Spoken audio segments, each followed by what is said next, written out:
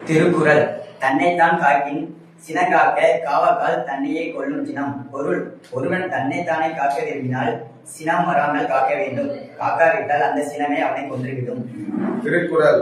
தன்னைத்தான் காக்கின் சினக்காக காவக்கால் தன்னையே கொல்லும் சினம். பொருள்: ஒருவன் தன்னைத்தானே காக்க விரும்பினால் அந்த சினமே வராமல் காக்க வேண்டும். காக்க விட்டால் அந்த சினமே அவனை கொன்றுவிடும்.